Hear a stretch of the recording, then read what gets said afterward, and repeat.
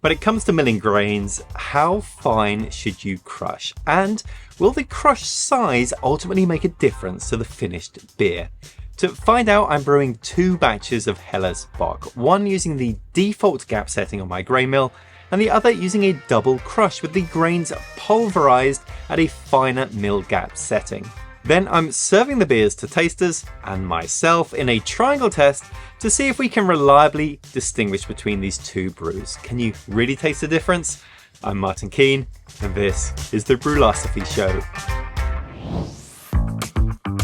Every time I'm prepping ingredients for a brew day, I hear a little voice in my head saying, "Hey Martin, don't forget to double crush your grains." You see, single vessel brew in a basket systems like the one I use from Clawhammer Supply allow you to crush your grains as fine as you like with no concerns about stuck sparges or proper lautering. And something that has borne out for me over dozens of brews is I get a higher brewhouse efficiency in my mash, meaning better conversion of starches to fermentable sugars, the finer I crush. But aside from a few points added to my original gravity, what impact is a fine crush having on my finished beer? Only one way to find out. Let's get crushing. I meshed out my grains into 2 buckets, then brought them over to my Blickman grain mill. Now the factory default roller gap size with this mill is, in the ridiculous parlance of inches, 0.055 inches. And that's calibrated to setting 10, and it's the recommended setting that you use for grain crush. So I poured in the grains into the hopper, turned it on, and milled at setting 10. So the kernels are nicely broken up, exposing the starch, kept all the husks as well. I think no matter what brewing system you're using, a setting like this is not going to have too many problems with stuck sparges or anything like that. But this is not the setting that I use. For the second batch, I use my usual process, which is the double crush process. So in this case, I added the grains in again at setting 10. Once those were milled, I took those grains, adjusted to setting 6 on the grain mill, and ran them through a second time. I'm not sure what the roller gap size is on setting 6, but it's a lot finer. Now, why do the double crush at all? Why not just start at setting 6? I've certainly found with other grain mills that can really struggle once you get a very fine gap between your rollers. So it's much easier just to run things through twice, and it's very quick anyway. So let's take a look at what this looks like. So this is setting 6. So a world of difference. We're not quite at flour yet, but those husks have all been thoroughly pulverized. So setting 10, setting 6. What difference will this have on the beer? Let's find out. So we'll start with the coarser grain batch. This is a 5.5 gallon batch. Yeah, just looking at this crush, this definitely is a lot bigger than I would usually use, but it's not too far off what I would normally get from the homebrew store if I use the grain mill there. And because this is still quite husky, it's pretty easy to stir. I don't feel any lumps. Now I'm mashing both of these for 1 hour, 152 Fahrenheit, 67 Celsius, and I'm going to separate them by about 20 minutes. So the 1 hour for this guy starts now.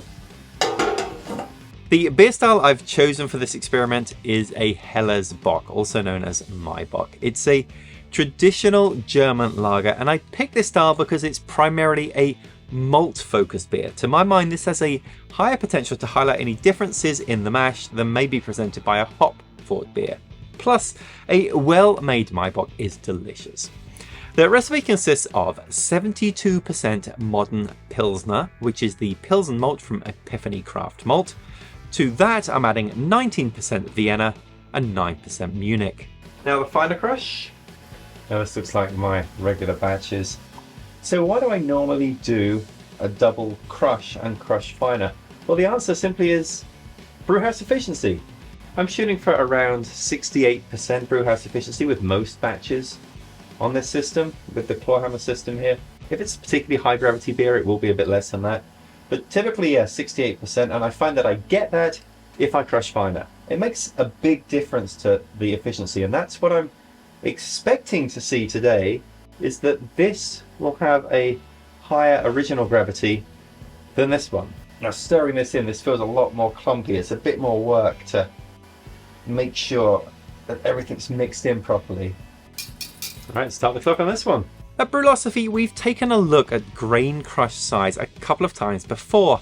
In an experiment years back, Brülosophy contributor Matt Waldron put his brew-in-a-bag system to work on an imperial stout. Matt went all out on pulverizing his grains, and as expected, the mash using the fine crush had a much higher original gravity than the coarse crush. The coarse crush beer also did not attenuate as much as the fine crush, resulting in a big ABV difference between the two beers, 6.8% for the coarse crush and 9.2% for the fine crush. Given that difference, perhaps a little unsurprisingly in the triangle test, participants were able to reliably distinguish between the two beers. A second experiment revisited this with a lower gravity beer, an American Pale Ale. Brülosophy contributor Jake Houlihan set his mill gap to coarse and fine settings, resulting in a stark difference in crush size. After mash, rest and boil stages, Jake took gravity readings to find that the batches had the same exact OG. Wait, what? The beers finished at the same final gravity too, so this time the comparison was between two beers with the exact same ABV. Could participants distinguish the beers this time? No, not even close. So we have one grain crush experiment with a big ABV difference that came back significant, and one where the beers shared the same ABV that was not significant. On which side of significance will this one fall? Alright, so the hop schedule. I'm boiling for 60 minutes, just reached the boil now. I'm going to add in my first hop, that's Magnum, 15 grams of Magnum. With 15 minutes and 5 minutes left in the boil, I'm going to be making two more hop additions, both SARS hops, 25 grams of SARS hops at 15, 25 grams at 5. Total IBU for this beer, about 28.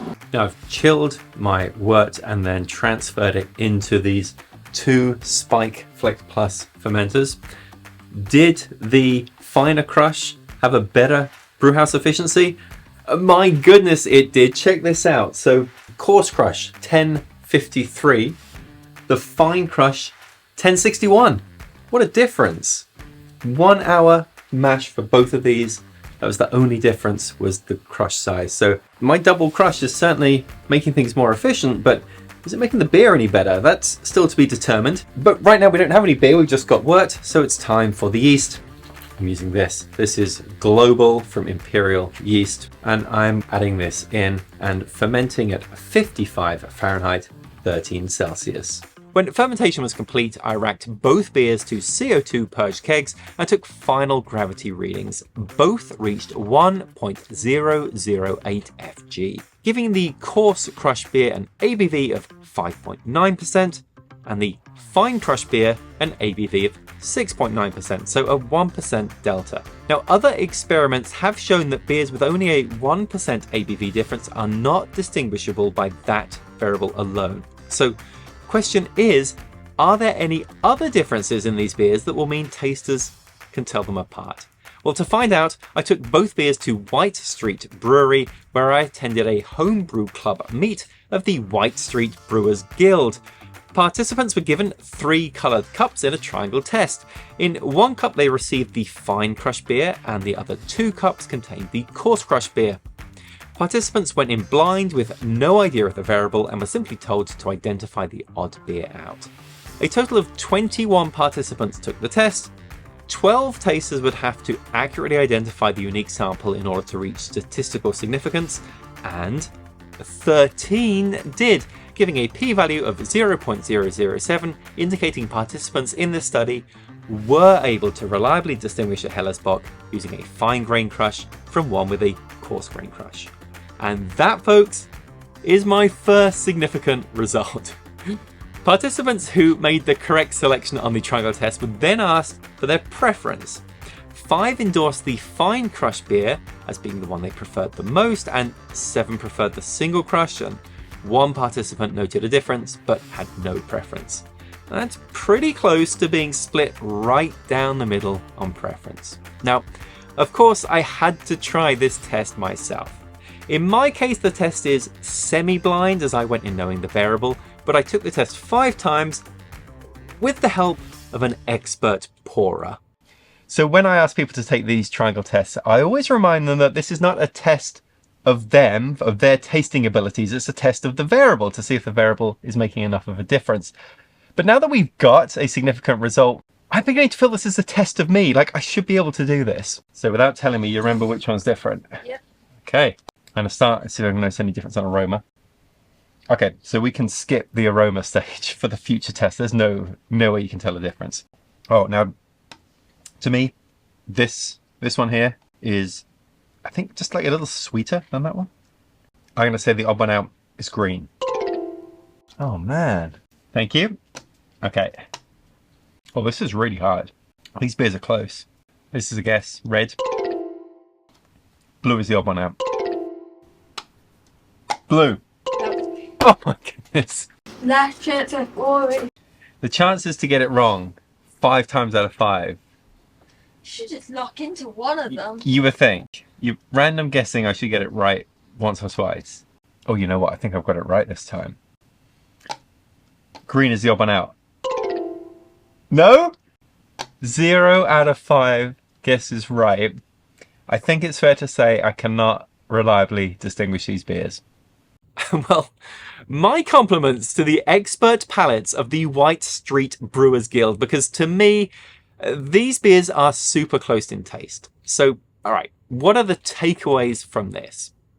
Crush size did affect brewhouse efficiency, whereby a finer crush gave me a notably higher original gravity. The beers were reliably different by a statistically significant number of tasters, although clearly not by me, and there was no clear winner when it came to preference. So how will this experiment affect my own brewing? I'm going to stick with a fine crush and enjoy the higher conversion. Alright, that's it. Significant experiment trophy unlocked. I'll be back next week with another episode, and in the meantime, think beer.